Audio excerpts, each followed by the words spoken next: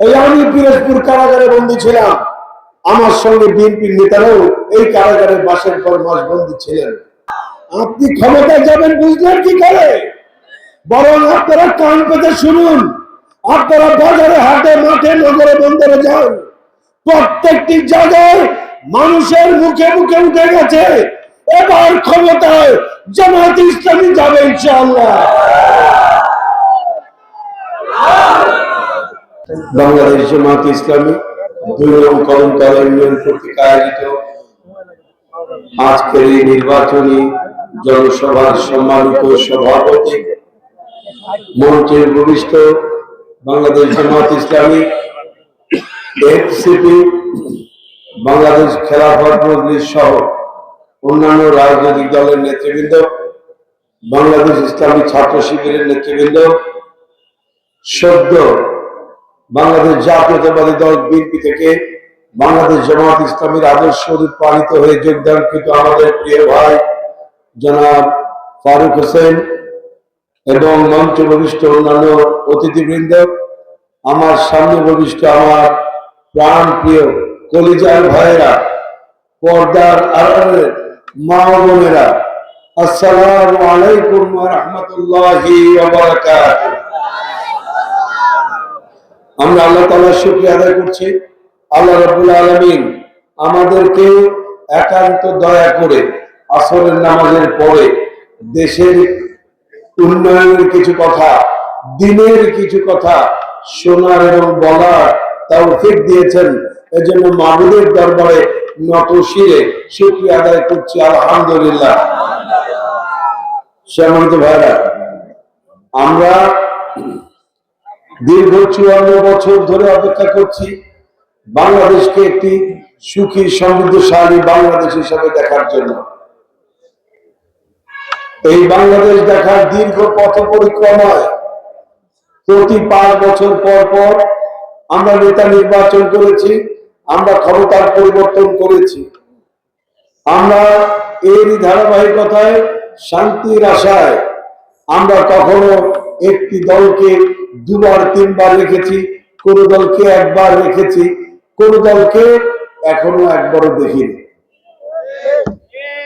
আমরা মূলত যা চেয়েছি তা হলো এই দেশের মানুষ একটু সুখে শান্তিতে দুবেলা দুমুঠো ভাত খেয়ে নিরাপদে বাড়িতে ঘুমাতে চায়। এইটুকুন শান্তির আশায় দেশের জনগণ বারবার আন্দোলন করেছে, সংগ্রাম করেছে, জীবন পর্যন্ত দিয়েছে, কিন্তু দেশের মানুষের কপালে এখনো শান্তি জোটে নাই। তার কারণ হলো ১৯৭১ সাল থেকে নিয়ে এই পর্যন্ত যতগুলি সরকার বাংলাদেশের রাষ্ট্র ক্ষমতায় বসেছে, আমরা যতগুলি দল আর তাদের মার্কাকে আমরা দেখেছি, যত নেতা বা নেত্রী তারা রাষ্ট্র ক্ষমতার জন্য বসেছে, তারা প্রত্যেকেই জনগণের সঙ্গে যে ওয়াদা করেছে সেই ওয়াদার বরখেলাপ তারা করেছে। আমরা তো কোন কোন দলকে দেখেছি তারা বাংলাদেশকে দুর্নীতিতে ৫ বার চ্যাম্পিয়ন বানিয়েছে। কোন দলকে দেখেছি তারা বাংলাদেশের অর্থ সম্পদ সবকিছু লুট করে বিদেশে নিয়ে পাড়ি জমিয়েছে। তাহলে বাংলাদেশের মানুষকে দেখভাল কারা করবে? বাংলাদেশের মানুষ কোথায় গিয়ে আশ্রয় নেবে? বাংলাদেশের মানুষ আর কাকে বিশ্বাস করবে? বাংলাদেশের মানুষ বারবার এই সমস্ত দলগুলিকে ভোট দিয়ে তাদের পেছনে আন্দোলন সংগ্রাম আর মিছিল করে প্রতারিত হয়েছে। এবার ২০২৪ সালের ৫ই আগস্টের পর যে গণ আকাঙ্ক্ষা তৈরি হয়েছে, জনগণের মধ্যে যে বিশ্বাস তৈরি হয়েছে, জনগণ বুঝে ফেলেছে যে এই সমস্ত রাজনৈতিক দল দিয়ে বাংলাদেশের মানুষের ভাগ্যের উন্নয়ন হবে না। জনগণের কাছে স্পষ্ট মেসেজ চলে গিয়েছে। ৫ তারিখের পর থেকে নিয়ে এই পর্যন্ত কোন কোন রাজনৈতিক দল যেভাবে জনগণের উপর অত্যাচার করেছে, নির্যাতন করেছে, সনাতন ধর্মের মানুষদের ঘর বাড়ি লুট করেছে, তাদের দোকানে পাটে যেভাবে চাঁদাবাজি করেছে, মানুষ মনে করছিল যে এর থেকে আওয়ামী লীগের জুলুম নির্যাতন করে সে কম ছিল না।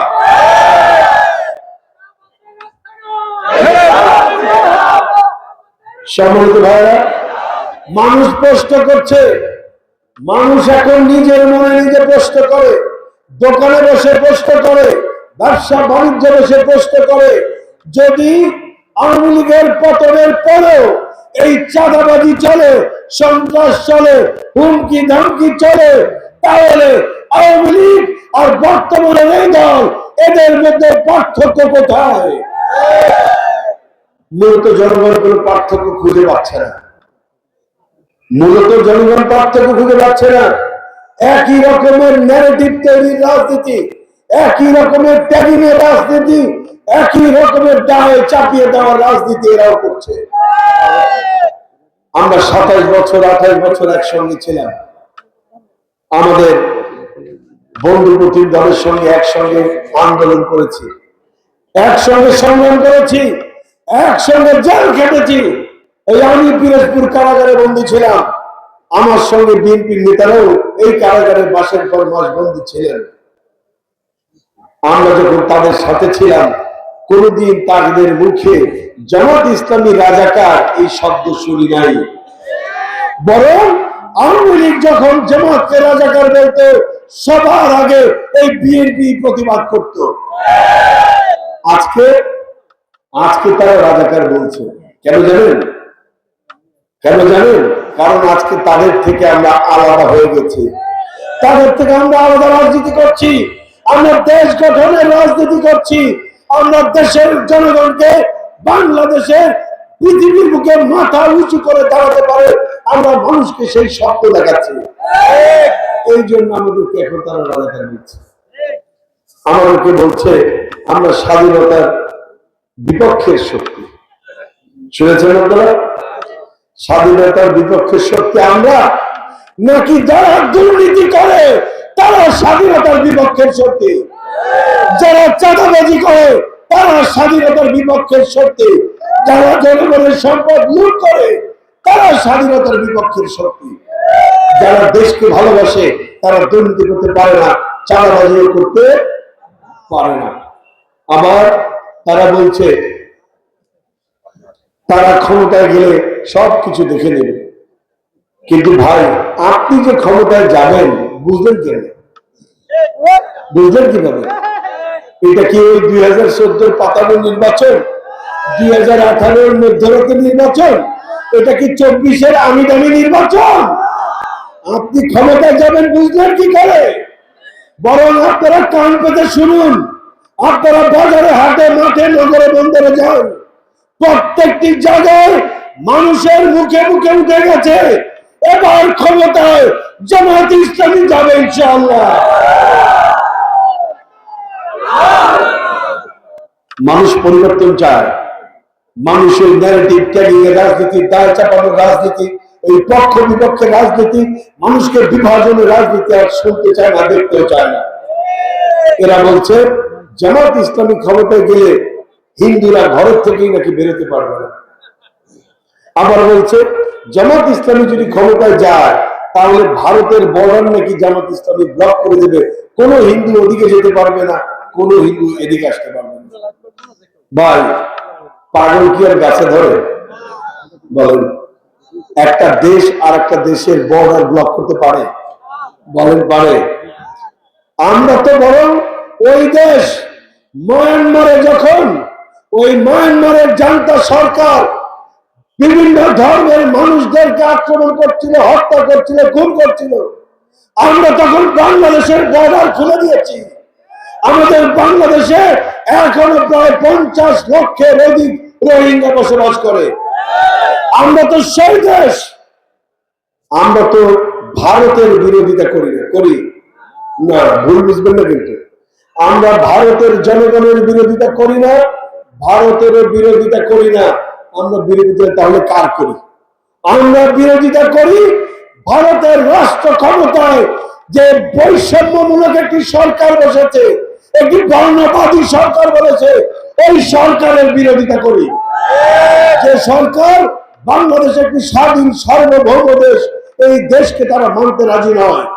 যে সরকার 1971 সালের আমার মহান মুক্তিযুদ্ধ যেটা আমরা করেছিলাম ওই পশ্চিম পাকিস্তানিদের বর্বর সেনাদের বিরুদ্ধে, সেই যুদ্ধকে তারা বলে ভারত আর পাকিস্তানের যুদ্ধ।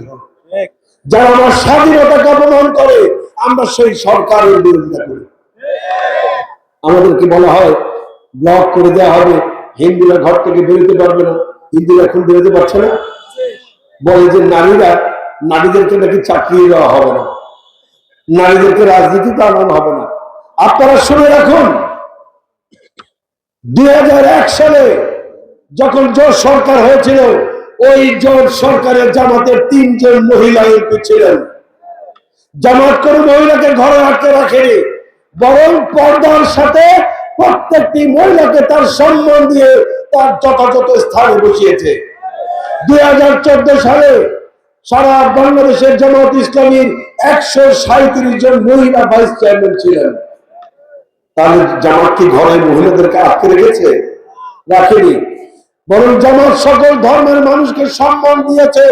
এবার জামাত ইসলামী খুলনা থেকে জামাত একজন সনাতন ধর্মের মানুষকে তো নমিনেশন দিয়েছে, দেয় নাই?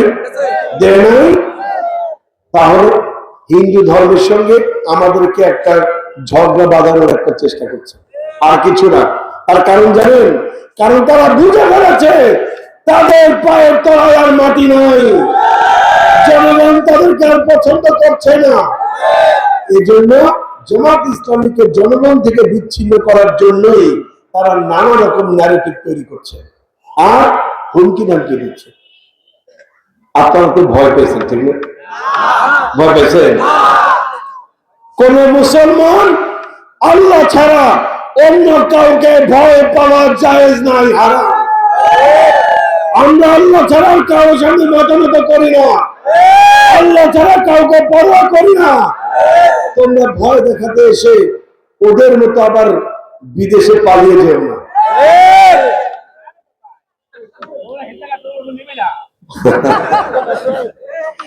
সম্মানিত ভাইরা, আসুন, মূলত আমরা একটি ঐক্যবদ্ধ বাংলাদেশ চাই। আমরা কাউকে ফেলে দিয়ে এই দেশের উন্নয়নে রাজনীতি করতে চাই না। আমরা চাই ফ্যাসিস্ট যারা, স্বৈরাচারী যারা ছিল, মানুষের উপর জুলুম নির্যাতন যারা করেছে তারা বাদে আমরা সকল দল মিলে বাংলাদেশটাকে গড়তে চাই। আমি আপনাদেরকে বলছি, আল্লাহ তাআলা যদি দয়া করে, আল্লাহ যদি দয়া করে আমাকে আপনাদের খাদেম হিসেবে কবুল করেন, তবে আমি বিএনপি জামাত সকল দলকে একসাথে নিয়ে পরামর্শ করে এই পিরোজপুরের উন্নয়নে কাজ করবো ইনশাআল্লাহ। আমি কোনো দল করার ভূমিকায় যাব না, কোন দল করার ভূমিকায় যাব না। আমরা এই দেশ আমাদের, এই পিরোজপুর আমাদের, আমরা সকলে মিলে এই পিরোজপুরের উন্নয়নে কাজ করবো ইনশাআল্লাহ। এখন আপনাদের যেটা করা প্রয়োজন সেটা এই আগামী 12 তারিখ একটি শুভ দিন আসছে বাংলাদেশের জন্য। শুভ দিন কেন বললাম? কারণ আমরা 15 বছর দিন ভোট দিতে পারিনি। আমাদের এই প্রজন্মের প্রায় 17% ভোটার, এই প্রজন্মের যারা ভোটার হয়েছে আজ থেকে আরো 5 বছর 7 বছর আগে, একটি ভোটও তারা দিতে পারেনি। আমরা যারা পুরনো ভোটার, আমরা গত 15 বছর ভোট দিতে পারিনি। এই জন্য বলছি সামনে একটা শুভ দিন আসছে। সেই শুভ দিনে 12 তারিখে আমি আপনাদের সামনে দাঁড়িপাল্লা মার্কা নিয়ে হাজির হয়েছি। মূলত এই দাঁড়িপাল্লা মার্কাটা কার?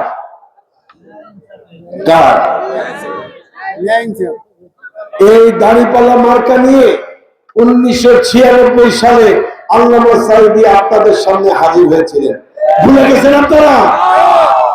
96 সালে তিনি দাঁড়িপাল্লা মার্কা নিয়ে হাজির হয়েছিলেন। 2001 সালে তিনি এই দাঁড়িপাল্লা মার্কা নিয়ে আপনাদের সামনে হাজির হয়েছিলেন। 2008 সালে তিনি এই দাঁড়িপাল্লা মার্কা নিয়ে আপনাদের সামনে হাজির হয়েছিলেন। তাহলে মার্কাটা কার? আল্লামা সাঈদী। তাহলে আমি আল্লামা সাঈদীর যে দাঁড়িপাল্লা মার্কা নিয়ে আপনাদের সামনে হাজির হয়েছি, ওই দাঁড়িপাল্লা মার্কায় আগামী 12 ফেব্রুয়ারি বৃহস্পতিবার কারা কারা দাঁড়িপাল্লায় ভোট দেবেন একটু দেখতে চাই।